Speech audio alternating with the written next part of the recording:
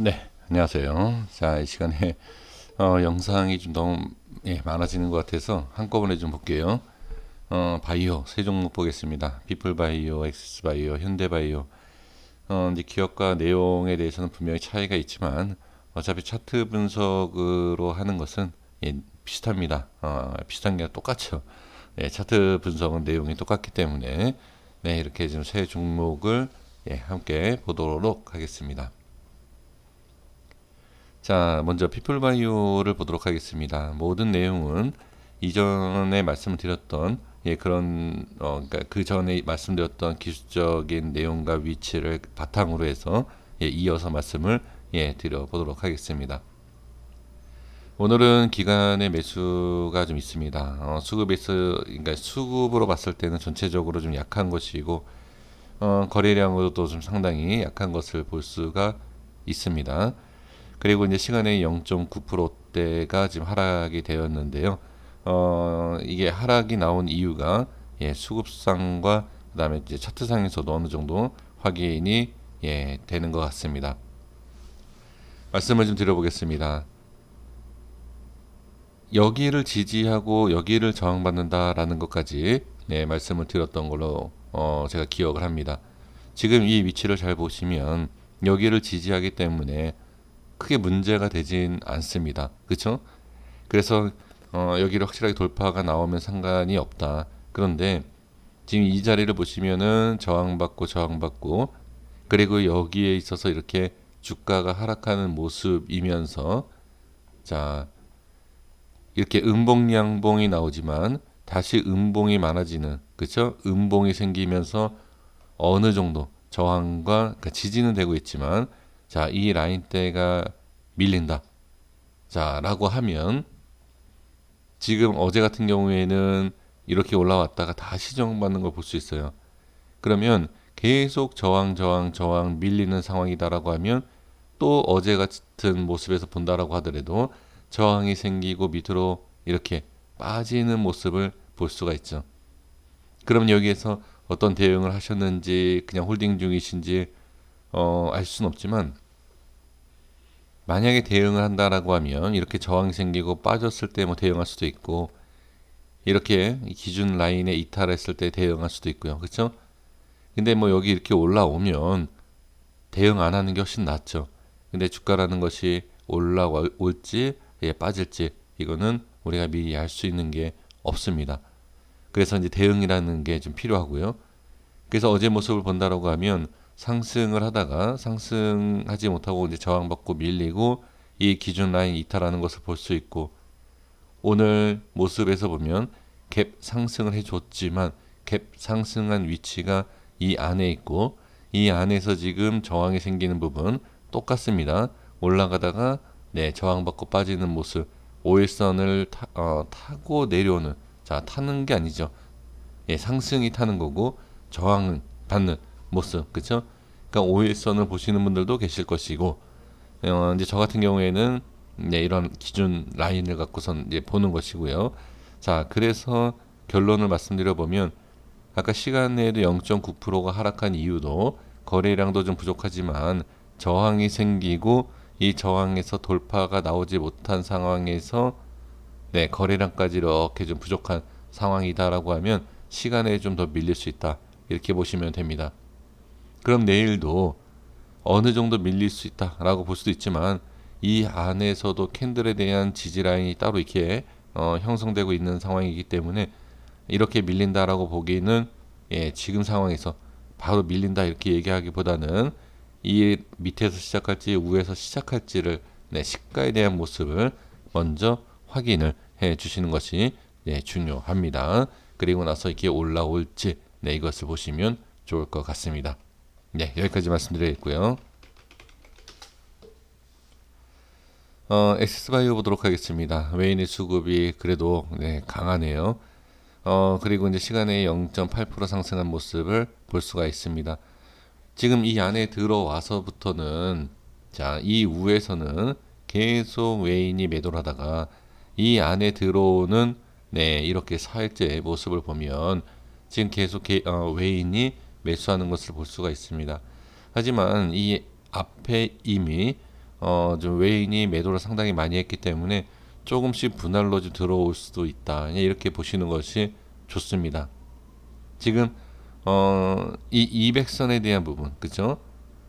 여기 또는 이 위에 어느 정도는 그냥 추가 하락을 할 수 있다. 그리고 지금 5일선을 지금 계속 저항받고 있는 상황에서 이렇게 조금씩 이렇게 하락하는 모습. 그러니까 지금은 오늘 이제 시간 내에 모습이 좀 좋게 나왔는데 이것을 빨리 바꿔줘야 돼요. 양봉이 나오던 갭상승을 해서 음봉이 나오더라도 갭상승하고 나서 어떻게 이런 자리를 좀 만들어주면서 횡보하고 횡보를 하면서 우상향으로 돌려줄 수 있는 그러한 기회를 만들어주는 게 좋고요.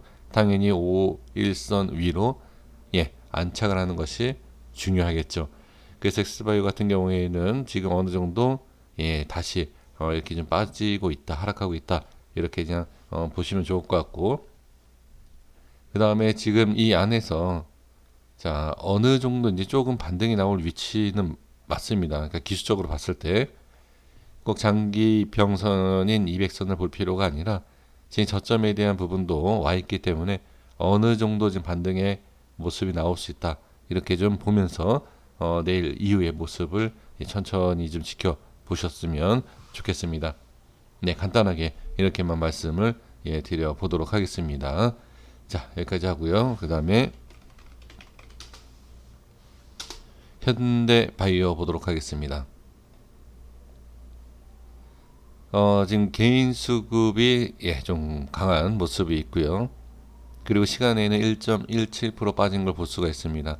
이것도 역시 차트상에서 분명히 보여지고 있습니다. 왜 좀 빠졌는지를.